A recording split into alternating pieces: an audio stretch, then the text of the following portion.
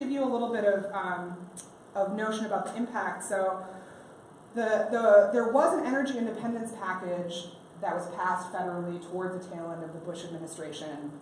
And of course the national folks that were at the local Sierra Club chapter were like, I told you so, blah, blah, blah.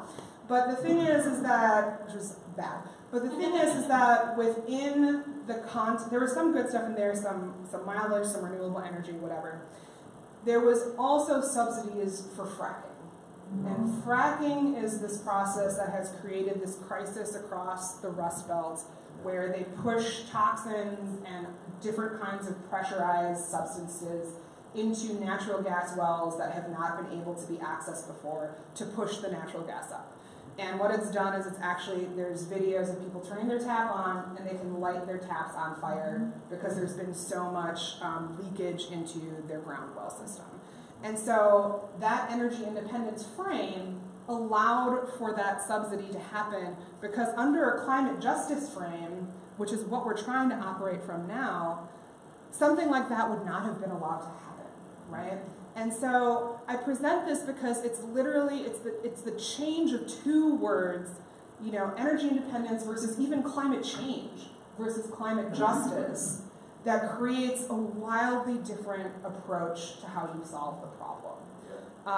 And to, I don't know if I want to say credit, but these big people's climate marches happened. I think the first one, I always forget the exact years. I think it was 2014 and then 2017, and there was another one this year.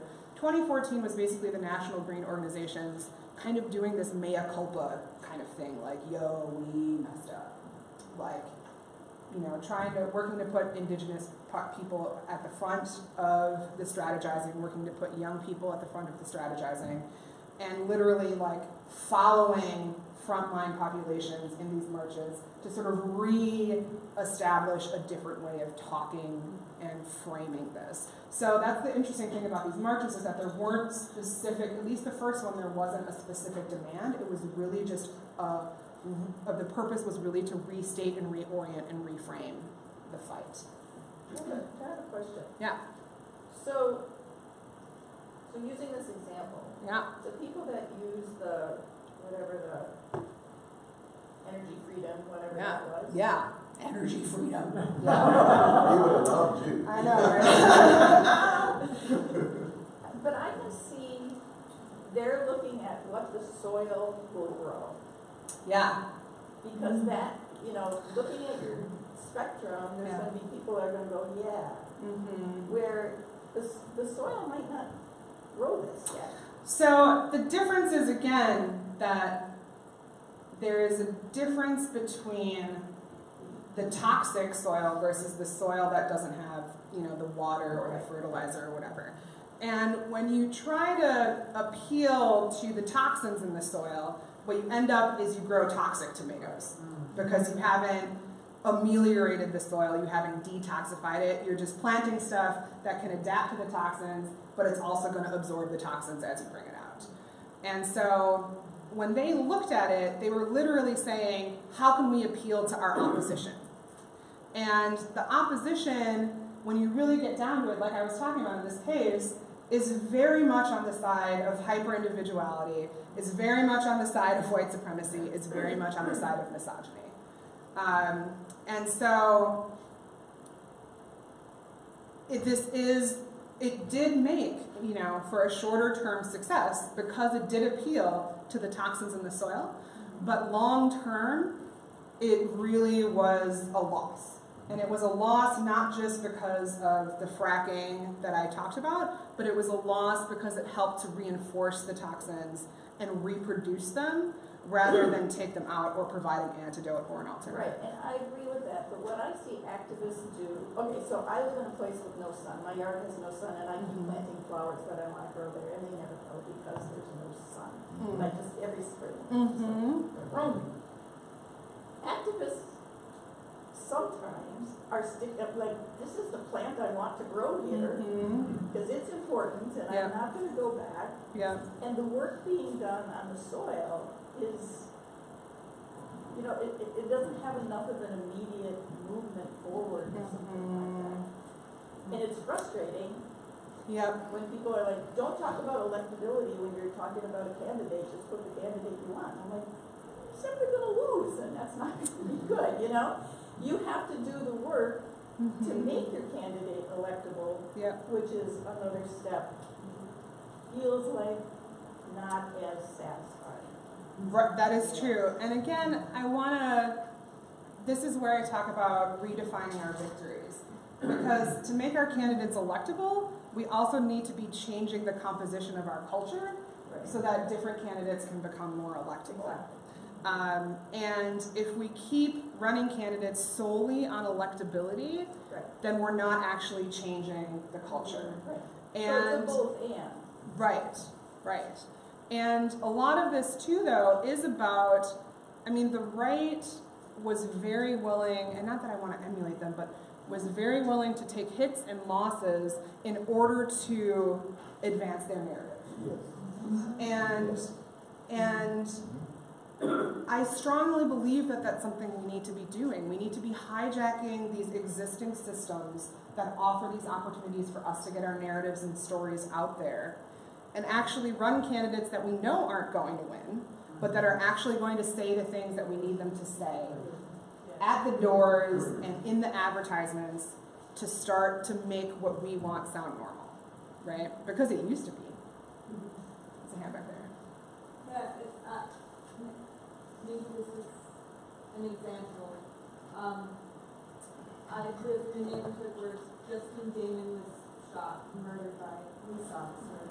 And immediately the community at large, primarily people of color, came immediately to us and surrounded us and helped us and educated us.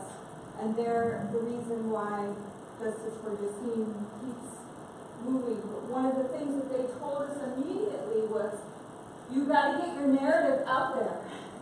Because they're forming the narrative already. They're forming it, they're already telling the world what was wrong with Justine. And one of those was Bob Kroll, who's the police chief, union guy, was giving a narrative, and they were going through her house to try and find drugs.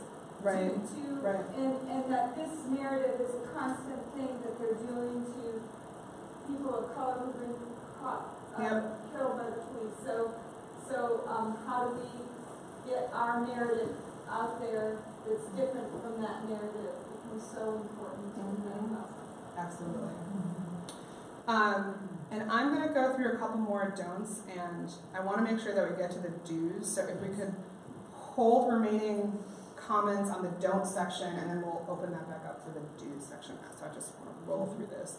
So one of the other things that I think we strongly need to be avoiding is that we often fall for this money trap,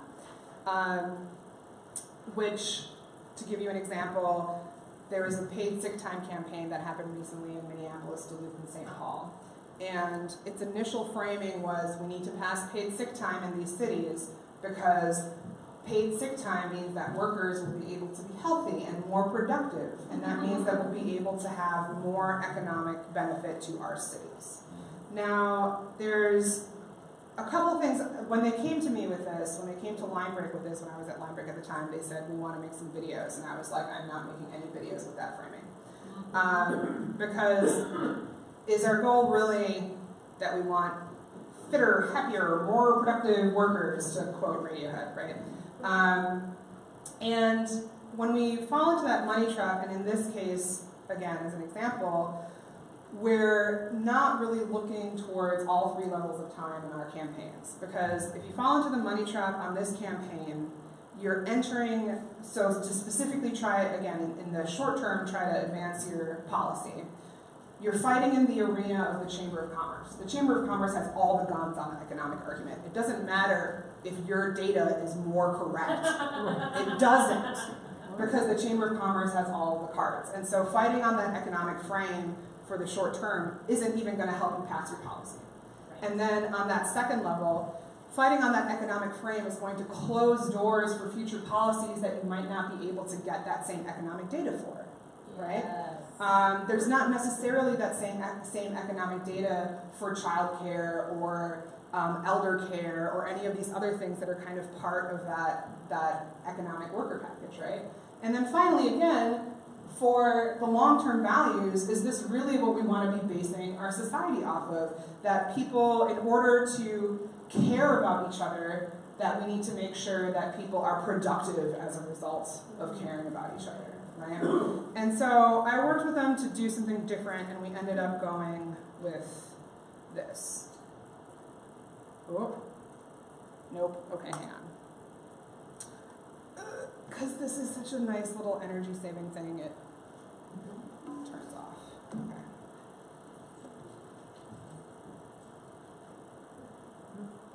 And do better. Our city can do better. So when I think about the city that I want to live in, I want a community where we care for each other. People can take care of themselves and their families. We would have a stronger sense of feeling like healthy and happy. we're not there yet. Our community needs paid sick and safe time. Not having paid sick time for me sometimes meant having the difficult choice between taking care of my sick child and having less take-home pay.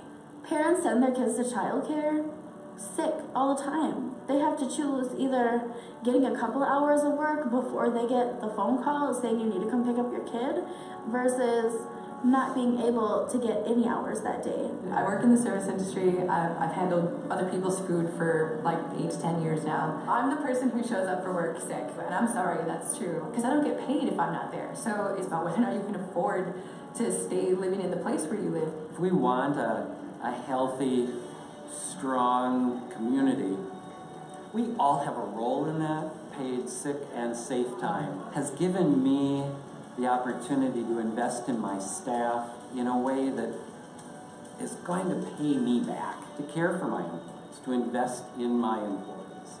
That's the right thing to do as an employer, and especially in a service industry, it's the right thing to do for your business. The community that I want to live in would be one where people are doing well and are feeling well and taking care of themselves. And when we take care of ourselves, we take care of our families and we take care of our community. And then we would all do better. If the city decided that every worker gets paid sick leave, then it would show how much the people making those rules, that legislation, really cared about the people in their community. If everybody supported this legislation, it would show that people in the community are looking out for each other. We want to build this area up, and how we do that is we do it together. You care what's going on in families' homes. You care what obstacles people have in their life. And if it's so easy as paid sick time and you're willing to grant that to families, that says a lot. I believe that this is possible to offer the sick and safe time. I know that my community can do that. This is the kind of city that we want to build. This is our vision. Will you join me?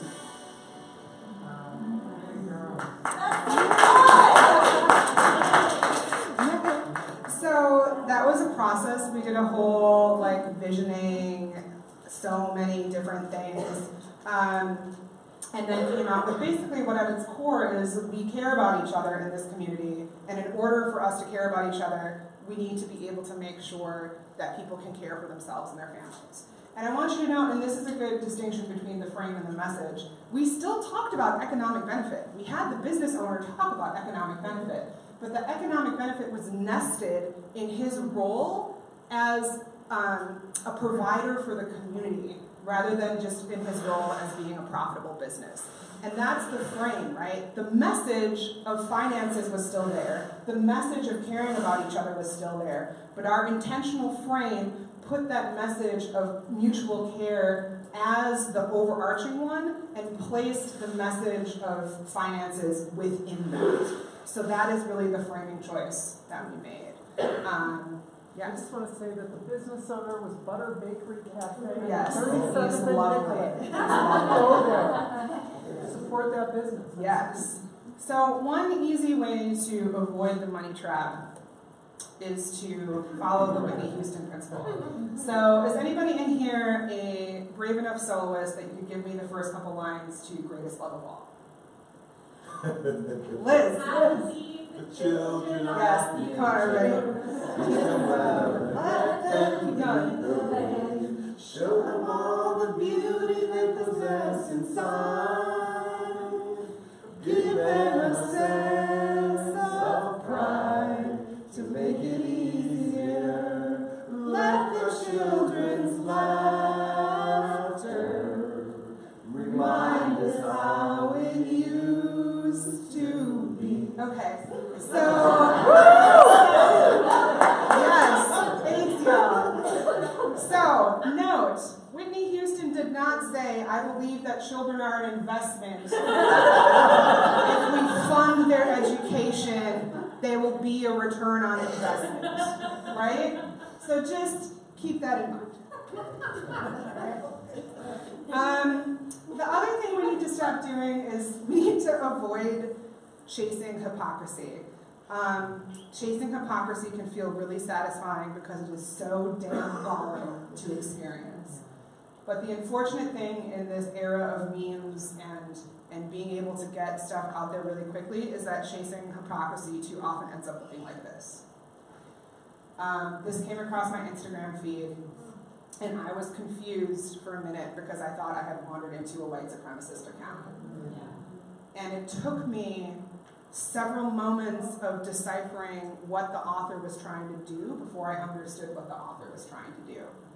And in the meantime, there's red letters saying "not a boy" over all these beautiful boys who have lost their lives to being murdered before their time.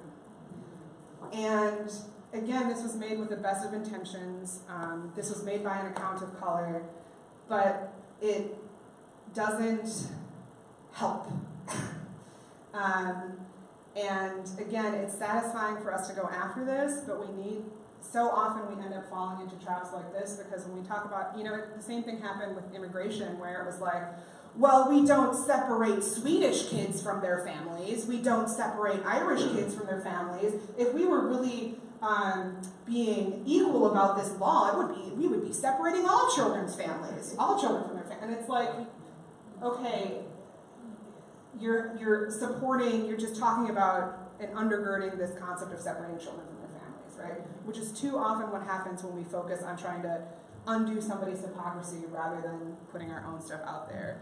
And there is a way that you can do this, but you have to be really careful about it. And this account was kind of making the same point, but they sort of did it in a way that showed both the humanity of a kid that did terrible things and needed to be held accountable for those things in that moment and now, and also showing the humanity of the folks that are left on the outside, versus applying that lens of inhumanity across the board. So again, just being really careful about that. We also got to be dodging metaphorical elephants with some thanks to George Lakoff. So if I tell you whatever you do, y'all, don't think of an elephant. Stop thinking about elephants. If there's an elephant in your mind, get that elephant out of your mind. Don't think about the elephant. If there's an elephant, if you're thinking about elephants right now, you're doing it wrong. Like, what do you end up thinking about? Right? Like, you end up thinking about elephants. And cognitively, these little words like don't and not, the negatives, they don't carry the same weight as the big concepts. And so, I mean, how often do you see us do messages like this? Our opponents think ABC is great, but ABC is not great. ABC does not work the way you think ABC works. We need to stop ABC because ABC is bad. So we're just talking about their issues. We're giving them free press without actually elevating what we need to be elevating. So what do we think about instead?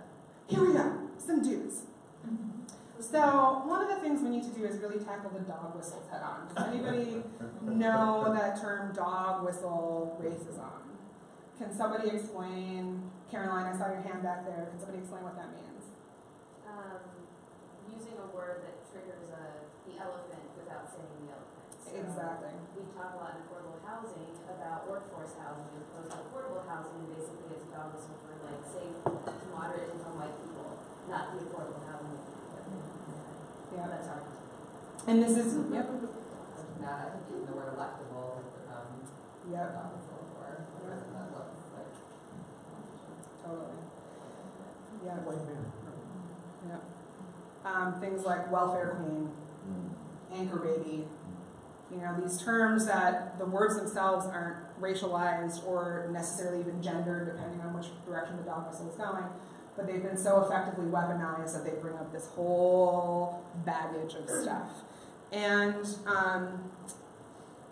here's the thing, people know that the right is talking about race when they are saying these things. People aren't stupid. And so when progressives, and I don't think anybody in this room, but I'm talking about mainstream progressives, much like the TFL, some of the bigger institutions that we have, stuff like that, don't talk about race, we're ceding to the right on that point then. And we've actually, this is again research that's done by Anat Shenker-Osorio with Ian Haney-Lopez, and Ian Haney-Lopez wrote the book called, I think it's just called Dog Whistle Racism, right? So the answer to GOP dog whistles, Democrats should talk more about race, not less. But there's some specific things about this. It's not just the facts. Black men are disproportionately in prison. If I put that topic out, if I put that statement out into this room, what's your explanation for that? Injustice. War on drugs. War on drugs, racist targeting, all of these systemic things that happen. If I just put this statement out into a general public, what's the explanation for this statement? Black men are more criminal, right? And so just the facts don't work in this case. Indigenous people suffer disproportionate levels of diabetes. I'm actually going to move on to this next one. So type 2 diabetes is at a dangerous high in the United States, with indigenous people suffering disproportionate levels. So this not only does not give the explanation that one of the strategies of war and conquest of the United States was to remove people from the lands where they had been nourishing themselves for generations, push them onto unfamiliar lands where they did not have access to any kinds of natural foods, and give them rations of white flour, white sugar, lard, and rum. Now, how do you not develop generations of diabetes and alcoholism, right? When those are the only places that you're able to get your calories from, okay? So this does not give any of that analysis.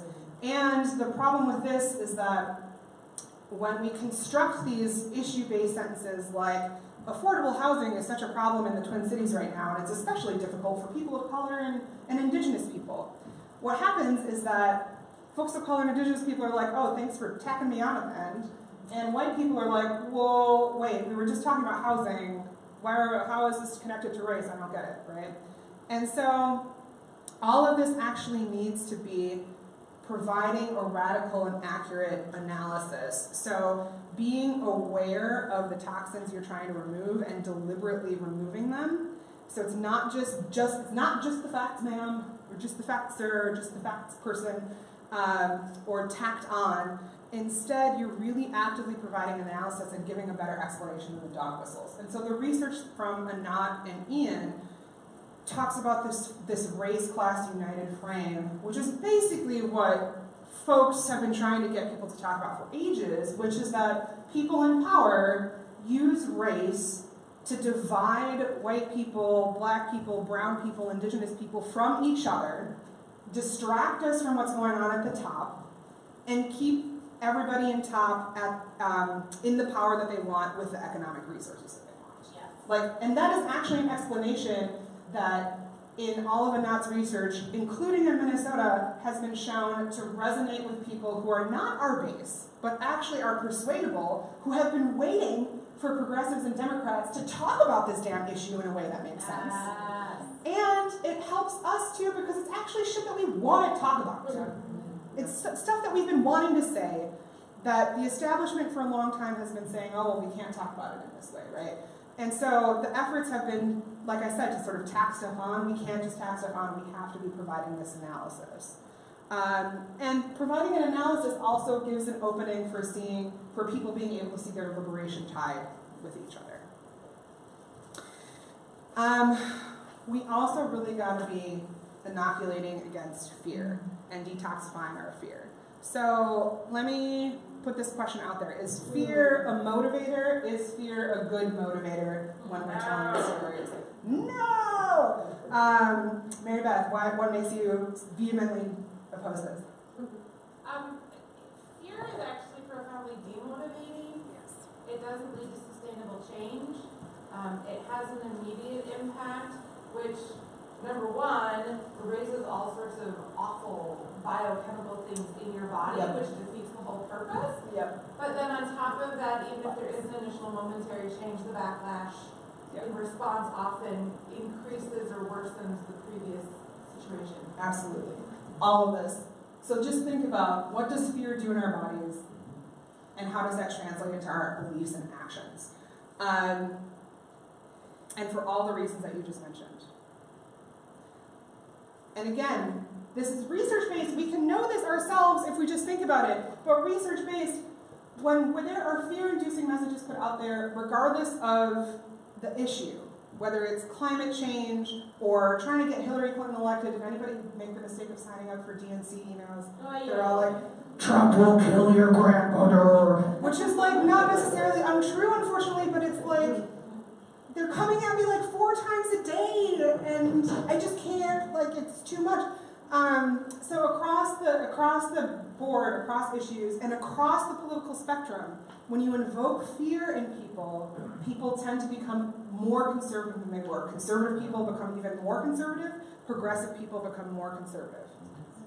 And think about that fear response. What do? You want to batten down the hatches. You want to protect what's yours. You want to hang on to your resources. You mistrust anybody who's coming at you. It's all of these things that fascism thrives on, right? And people's... More importantly, too, when, because fear is a prime motivation, you have an amygdala takeover. Yes. Part of the brain Yes. that's right there. The target's there and you leap. Yep. Right? You don't even think about it. Yep. So all of your prefrontal cortex, Yep. thinking and reasoning, it's gone. Yep. Right? You are just Yes. into Yes. And it is so primordial. It's tempting to use because of that, because it can create urgency. But it's so primordial that it's also difficult to fight because there's a reason that fear can dominate our emotions of connection and joy and love, because if we forget where there's an apple orchard, or if we forget the last place that we found to dance with each other, we're not going to die. But if we forget where the snake's den is, we're going to die, right? Just thinking about it in context and the amygdala and all of that also, it completely eliminates our capacity to imagine something different. Yes. It puts our focus on what Yes. is the immediate threat rather than how do we be forward thinking and imagine something new and different. Absolutely. That's a good point. I'm going to reiterate kind of what was already said, but if you just think about what fear does in the body, there's this contraction, right? You become more rigid, you become more inflexible, and that translates into our ideas, and vice versa. Yep. You know, and that the idea of like television, right? That, you know, there's like literal physiological responses of inflexibility. Yeah.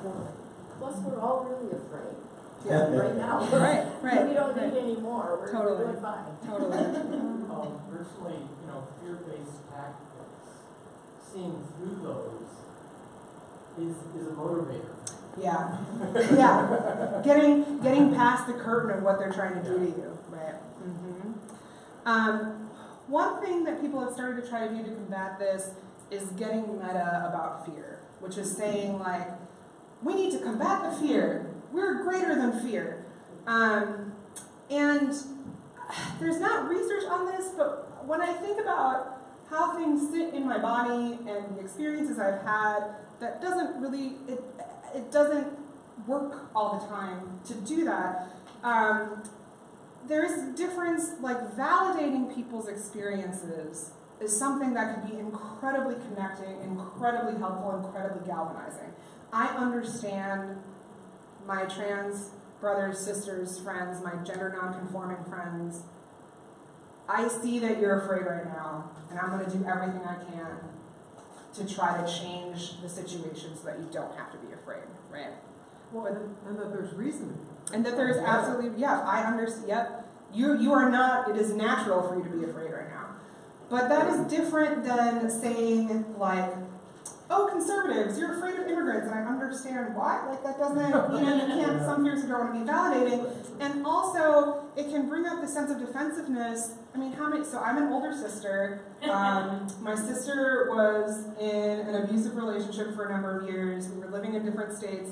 It didn't come up until like a year or two into the relationship that it was this way because we were communicating mainly by phone. And I immediately was like, you need to break up with that motherfucker. Get away from him, whatever. And when she was like, no, because of course, you can't talk to a person in an abusive relationship like that. Then I'd be like, well, what are you afraid of? What are you scared of? Why are you afraid to get away from him? And she's like, I'm not afraid. That doesn't help. And right now there's even a backlash. Even though the research is accurate in that fear makes people more conservative, there's a backlash saying like, no, liberals, you're wrong. Conservatism is not about fear. And this kind of like, no hate, no fear, it doesn't quite work when people aren't labeling and don't understand what they're experiencing as fear or even hate when it just makes sense to them. And that is true for the opposition, but that's also true for the persuadables that are in this kind of like scary muck that's being created. And so we really need to get beyond that. And this one thing that happened, so people have been able to turn liberals more conservative with fear for a long time. It was just a recent study that was able to turn conservatives more progressive with a thought experiment. And in this case, the thought experiment was, imagine that you are impervious to any physical damage and that you're bulletproof and that there's no way that you can be in danger. And then all of a sudden the conservatives were more likely to espouse progressive values, right? And so I'm not saying that imperviousness is something that we're wanting to aspire to, right? I don't think that's actually true. But if not imperviousness, what are other ways that we can deal with people's fear? Like, what can we put out there into the world that can serve as antidote, that can serve as possibility in response to that? Can you just slow that down? Yeah. That experiment, so why would a conservative imagine themselves as being bulletproof make them more, No, I mean, that's the whole point of the study is this possible? And yes, it happened. The whys are kind of the conjectures, right? The whys mean that you have to pull in everything we've been talking about physical responses and about how fear can make you more conservative. So basically, what this study was aiming to prove and what the data supported was that both if you activate more fear, people get more progressive. If you activate more senses of protection, people can get more, if you activate fear, people get more conservative. If you activate senses of protection, people can get more progressive. Can I add something? Yeah, I'm going to do Mary Beth and then, yeah. Right now that feels really hopeless to me, because it also seems to be the case that the more we talk about the reality of privilege for white, male, cisgender, heteronormative individuals who benefit from conservatism and white supremacy and misogyny, the more conservative they become also. And the more they want to deny any privilege or any benefit or pretend that it's a level playing field. Yeah. Okay, that's all I can. There's nothing beyond that. That's But also though, and this is the critical part, if we talk about politics, is that liberals need to be able to talk to conservatives. Right? We need to stop talking to ourselves, preaching to choirs while our people are done. So what that means is we have to understand a conservative mindset that while they have all of these privileges, then why are you scared? What the hell are you scared of? Right? And those are the conversations that will lead you to places that talk about severe anxiety, that they've discovered that all their money has not led to happiness, right? That they finally discovered that being a CEO with a golden parachute has not led them to a feeling of calm and beauty and Edenic serenity, right? So they have to find some way to justify their own life. And so liberals can have that conversation and win them over. All the marching in the street that we're doing is wasting time. We put our brains together and have that conversation. because that's the only one that's worth our time. And that is an incredibly difficult point to make, right? It's not one that's received. And from my perspective and conception, so this is that question of validation. Just because somebody has all the material and physical and political resources at their disposal doesn't mean that they're happy, and it doesn't mean that they're not suffering from mental illness. And it doesn't mean that they don't need to experience compassion. Mm-hmm. And I preach that very specifically to the folks that are on the same part of the spectrum of the privilege, right?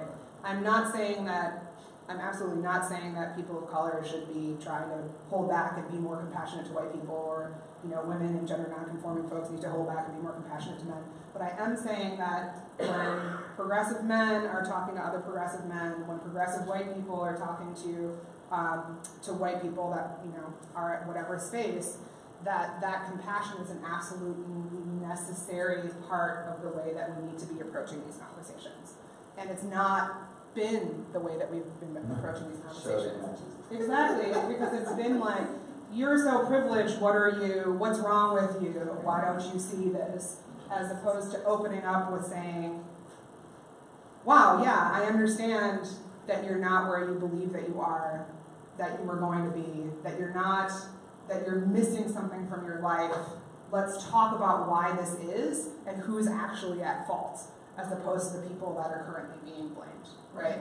As opposed to, the rich and powerful pointing fingers at Black, brown, immigrant, indigenous people for your problems. Let's actually talk about how you feel about your problems and provide a better analysis for what that is. Yeah. Which again, we're not talking about imperviousness, right? But we are talking about something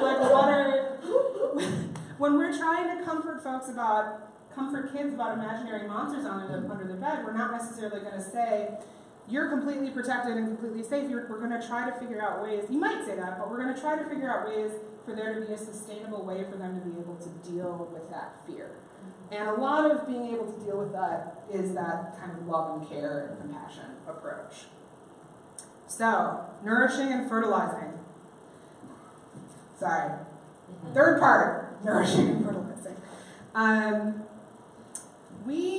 I still feel so wacky that y'all have quoted me in this way, and that there was something that I said on a little postcardy thing. But, put it in there.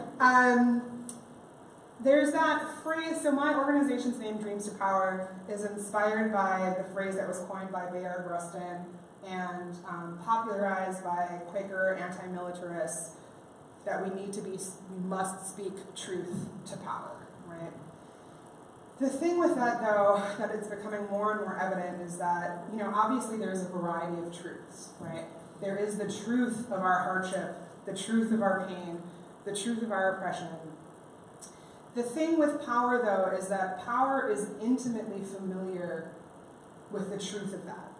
Because power is what orchestrated that pain. Power is what orchestrated that hardship. Power is what orchestrated that oppression. And so we need to be speaking the truth of those negative things because we need to be validating, we need to be providing an antidote to the gaslight, we need to be talking to folks about yes, I see this happening, this is true. But talking about the truth of our hardship isn't what is really going to attack and destabilize power. Because power, like I said, is already familiar with that. If anything, power is able to take that as a confirmation that the systems are working properly, right? But there's also the truth of our dreams. There's the truth of what we could have. There's the truth of what is being taken away from us right now that we could be creating and could be living in. And that's the stuff that really makes power nervous, because when we talk about our dreams, we have a better offer than the one that currently entrenched power has on the table. And that's not just conjecture, that's actually true. So the Daily Caller is a horrible, horrible ass right-wing, terrible online news source, right? And here's one of their editors who wrote a piece, I'm a conservative and I went to an Alexandria Ocasio-Cortez rally. She is the person that upset the Democratic primary out in the Bronx. Very, very progressive, very visionary. And this article, this article reads like an Onion article, it reads like satire. She literally says, okay. But then, I'm just going to read this to you. But then Ocasio-Cortez spoke, followed by Bush, and I saw something truly terrifying. I saw just how easy it would be were I less involved and less certain of our nation's founding and its history to fall for the populist lines they were shouting from that stage. I saw how easy it would be as a parent to accept the idea that my children deserve health care and education. I saw how easy it would be as someone who has struggled to make ends meet to accept the idea that a living wage was a human right. Above all, I saw how easy it would be to accept the notion that it was the government's job to make sure those things were provided. Do you understand? When we actually talk about what we want, they freak out. Because, again, that little, that bar of base and opposition, whatever that I showed you, that's all conceptual because all of us carry all of those things inside of our heads all the time. And when we talk to people about, actually it is possible for your kids to get health care and education, it is very, exactly, they deserve it because they're human beings. It is a wild, the opposition gets very upset, right? And confused, exactly. There's a magazine that I subscribe to called Thinking Minnesota. It's a free subscription. It's put out by a Minnesota-based conservative think tank. It is horrible, but I read it because it's free. They send it to every Minnesota state legislator. It comes out every 2 months. Everybody in the legislature gets it. But I read it because I need to know how they're framing things, and also it gives me insight into what they get nervous about. And the only times that they get nervous about our campaigns is when we talk about our campaigns in moral terms. Yes. Because they know that they have the economic arguments on lockdown. They know that they have the sort of political disciplinary things on lockdown. There was an article that they wrote about the minimum wage and how concerned they were that people were thinking about a livable wage as a moral right. Because in there, they literally wrote, God, it's all written by Mr. Burns, that the actual minimum wage is zero, right? That their belief is that the actual minimum wage is zero. Now, what kind of a friggin' monster would actually say that out into a population of people and believe that they are politically valid? That's a rhetorical question. There's actually lots of people, unfortunately, agree with that. But what I'm saying is that they realize that these beliefs aren't a match for when we talk about, actually, if you're working for a living, you should be fairly compensated for that work. And if you are living as a human being, maybe you should be able to survive and thrive even if you're not able to produce all the widgets that you need to be producing, right? That is just a basic values-based offer that we have that is better than the one that they give. And the other thing, speaking about anxiety and resources, is they know that it's possible. We should all know it's possible that there are more than enough resources on this planet to go around. And we know that because there's several individuals on this planet who have more economic resources than many countries on this planet, right? It is absolutely possible for everybody to have what they need if we can get those resources distributed in a way that is actually fair. Before you change Yeah. the first paragraph in terms of just how we tell and teach, quote unquote, America's story. Really links into this foundation of how there's such a grip on the myth that is reinforcing what we're seeing right now. Yeah. Yes, myth. The very first paragraph leaked out to me, and it's how we, quote unquote, tell and teach America's, as if there's only one story about this country that we live in, is so important and so linked. That reinforces white supremacy and denies the systemic white supremacy. All woven together, and that's reinforcing what we're seeing right now. It's not new.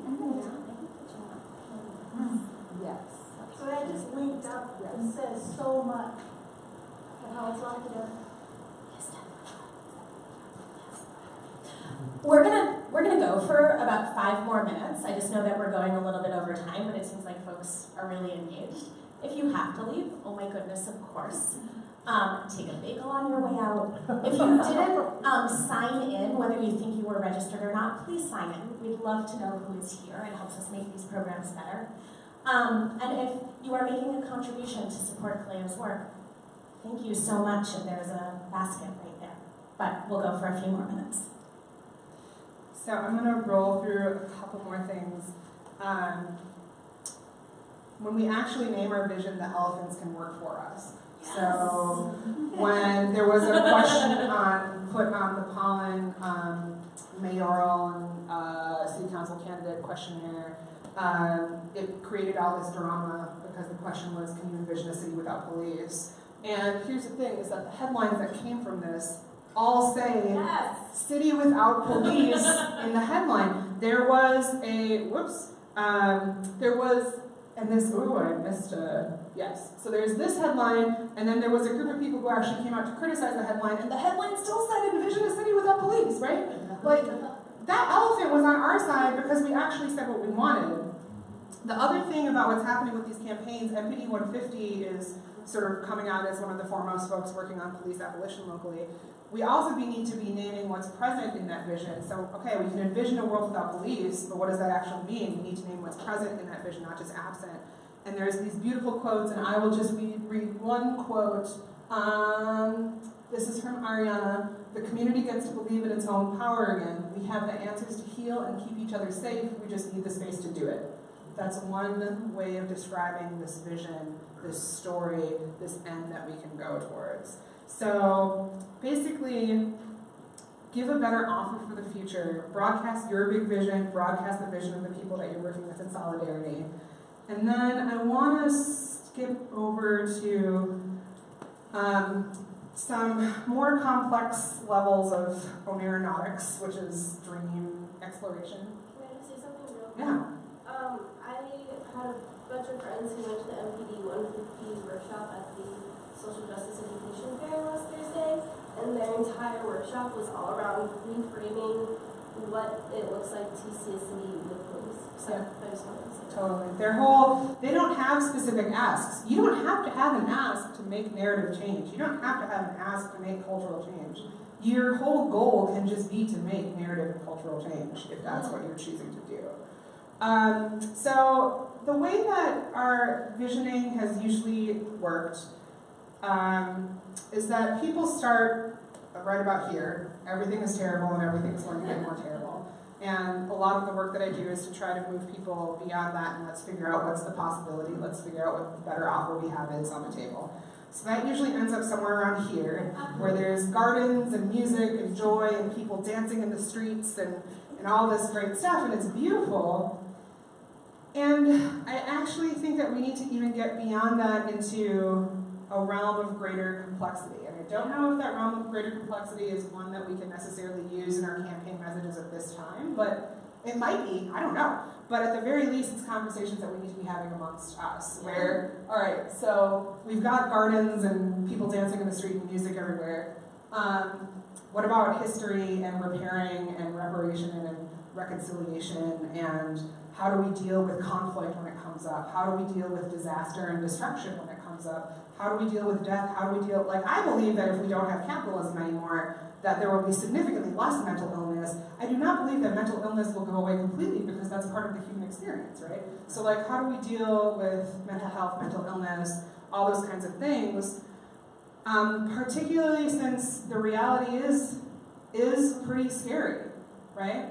There's some real things happening on this planet that have a huge weight to them, that the more that I work with folks on this visioning and the more that we kind of get to this point of this utopia, I'm like, man, we really got to be like pushing a little further. But I also really believe that we need to do this. Like, I don't know that we can skip directly from here to here, because I think when we're so stuck here and we're so stuck in this hegemony of like, you know, white supremacy and misogyny and transphobia and all these terrible things, that it actually takes this step of getting us to this space of possibility and then backtracking and reintroducing complexity.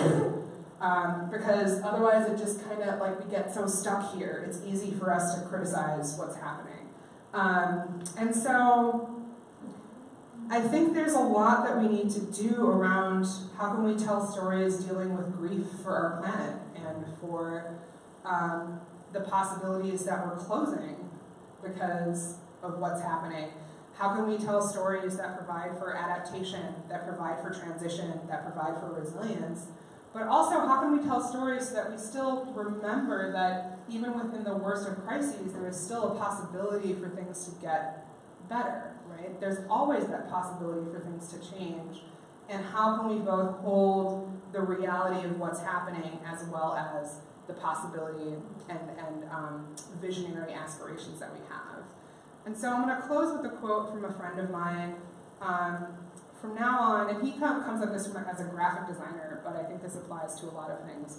From now on, everything must be designed for two purposes: the purpose it was designed for, and to heal. And I think that that's something that our stories really need to do as well. So thanks for going over with me, y'all. I really appreciated sharing the time with you.